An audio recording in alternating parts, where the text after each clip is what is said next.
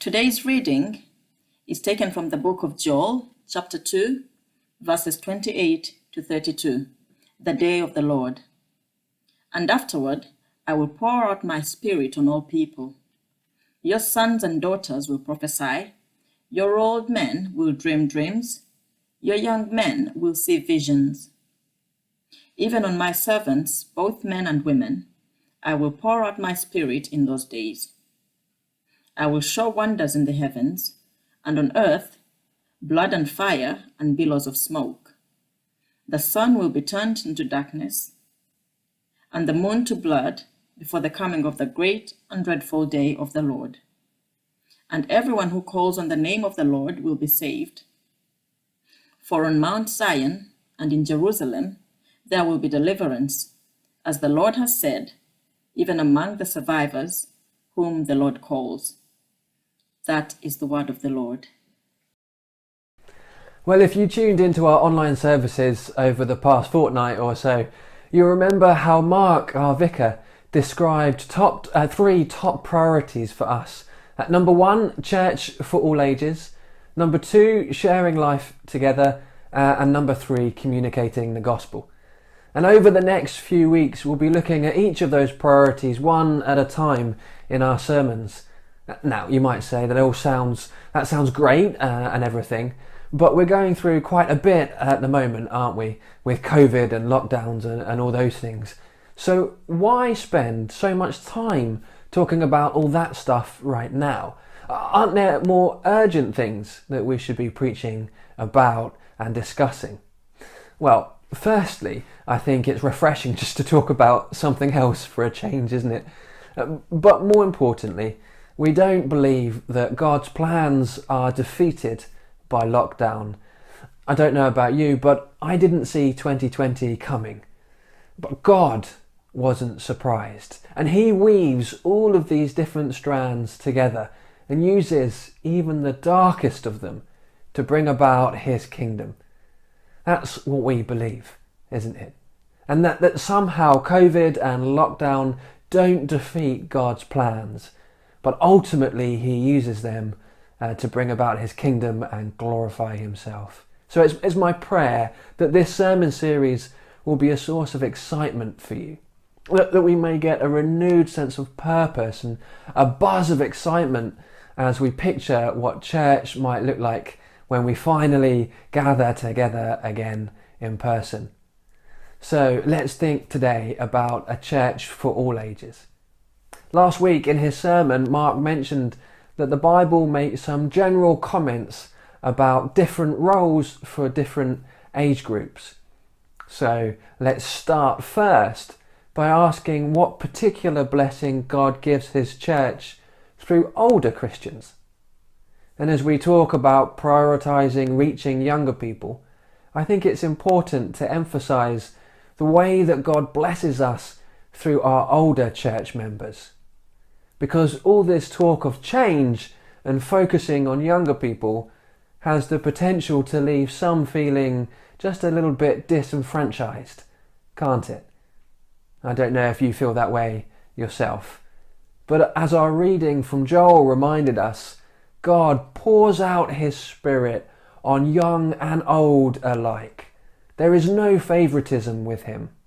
And I'm glad that there isn't, because having people in church who have walked with Jesus for many decades is such a blessing. How does it bless us? First, following Jesus through the years makes one wise.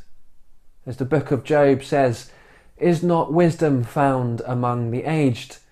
Does not long life bring understanding?" But remember that old age itself doesn't bring wisdom. In reality, it's just as likely to bring cynicism, isn't it? Real wisdom, though, comes through following Jesus for many years. As Job also says, the fear of the Lord, that is wisdom, and to shun evil is understanding. And Psalm 111, the fear of the Lord is the beginning of wisdom. All who follow his precepts have good understanding. So our older church members can have wisdom. but they also have longer memories. As Psalm 71 says, "Since my youth, God, you have taught me, and to this day I declare your marvellous deeds. Even when I am old and grey, do not forsake me, my God, till I declare your power to the next generation, your mighty acts to all who are to come."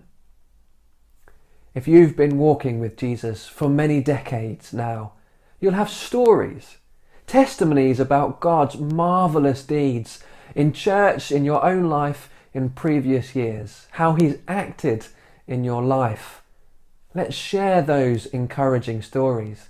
Let's be reminded of all the answers to prayer, that the fruitful mission efforts, the way that God has blessed this community down through the years.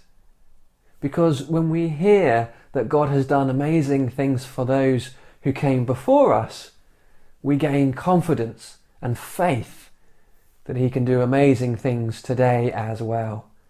If God has helped us in the past, why would he not help us today? So those of you who remember, tell us how God has been faithful to St Mary's in the past. Would you class yourself as older? We need you. Please hear this message. St Mary's needs you. God blesses us greatly through you. But what about the blessing that God gives his church through younger Christians?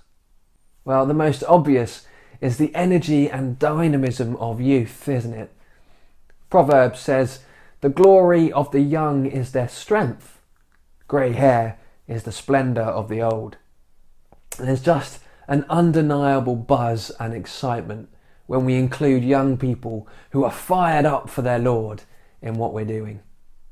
Secondly, Jesus once said, "Truly I tell you, unless you change and become like little children, you will never enter the kingdom of heaven." Now, of course, Jesus didn't say this because children are especially innocent or selfless. Of course, they're not at all. Young people are just as sinful, just as selfish as their elders. Now, he said this because children can do nothing but receive from their parents. They don't contribute anything economically, and they take up a massive amount of time. All they can do is receive. And that's a great picture for us and God, isn't it? All we can do is receive his gifts and follow his leadership. The young people in our church community are living, breathing parables that we should stop thinking so highly of ourselves and simply receive God's favour. We need them to remind us that we bring nothing of our own to God. And thirdly, a new generation can shake up the way that we praise Jesus. They can renew our passion. They can challenge our inhibitions and shake up our complacency. As Matthew says, when the chief priests and teachers of the law saw the children shouting in the temple courts, "Hosanna to the Son of David," they were indignant. "Do you hear what these children are saying?" they asked Jesus. "Yes," he replied, "and have you never read, from the lips of children and infants, you, Lord, have called forth your praise?" Sometimes when you take up an old book and open it up and blow on it, a whole cloud of dust rises into the air. So the style of younger Christians may not be our natural style, but their passion and their praise can inspire us towards a renewed love and worship. So let's not be deaf to the praises of the young, because our Lord isn't. So the older generation are witnesses to God's love, to guide the younger generation with their wisdom and memory of God's marvellous deeds. And the younger generation are witnesses to God's love, to renew the older generation as examples of grace and with uninhibited praise. Both are needed for a healthy church. But as Mark shared last week, we haven't seemed to have done very well in connecting with younger generations, have we? In fact, unfortunately, in church, we're woefully short of people under the age of 60. Indeed, the groups that we're hoping to reach aren't just children, but adults in their 30s, 40s and 50s too. Because there's a cliff edge coming in a decade or two, isn't there? And if St Mary's is going to keep on going past that cliff edge, it's absolutely imperative that we adapt. If St Mary's has a future, that future necessarily requires a radical re-engagement with younger Radcliffe and with the surrounding area. It'll be difficult, but there is no other future for us except decline. And it needs to happen now, while we've still got enough energy in our congregation to pull it off. Now that's difficult to hear, I know. And the Lord commands both sides to take part in this engagement. He commands the younger generation to learn about him from the old. Remember the days of old. Consider the generations long past. Ask your father, and he will tell you. Your elders, and they will explain to you. So if the younger generation in Radcliffe haven't done that, the fault does lie partly with them, it has to be said. And since the 60s, we've seen plenty of cultural change in our country to draw successive generations further and further away from faith in Jesus. But he also commands the older generation to disciple the younger. These words that I command you today shall be on your heart. You shall teach them diligently to your children. And crucially, Jesus said, let the little children come to me, and do not hinder them. St Mary's, have we unintentionally hindered younger generations from approaching Jesus? Has the wider culture moved so much that the way that we do things no longer helps people understand Jesus' message? Where do we need to adapt so that we aren't putting up barriers that hinder those aged 50 and below from being part of our church? These are difficult questions, but we need to start the conversation. I would love it if St Mary's was such a place that every Christian under 60 who moved into our area would seriously consider making it their spiritual home. And I would love it if St Mary's was a church that routinely saw those under 60 who don't know Jesus come into a living relationship with him. Are you under the age of 60? Did you join St Mary's in the last 5 years? Please do email the leadership here and say why you wanted to make St Mary's your church.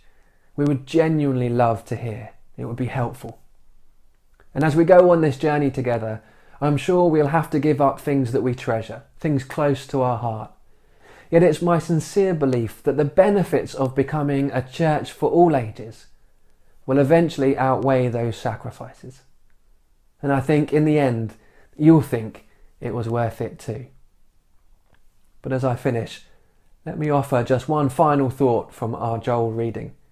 Because there's a danger in changing, isn't there? A temptation to unthinkingly mirror the values of the culture around us. We must not do this.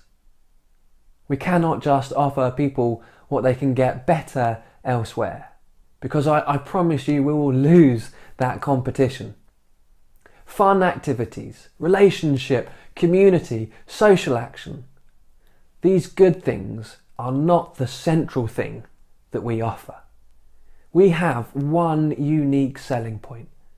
As God said through Joel, I will pour out my Spirit in those days. The Spirit of Jesus is our unique selling point. Whatever we do must have Jesus as the central focus. We must focus on our message of good news, that through Jesus we have access to the pardon and the power and the presence of God by his Spirit. Let's not get sidetracked. Everything we do must be about him if we're to genuinely and authentically be a church for all ages. a spirit-filled church for all ages.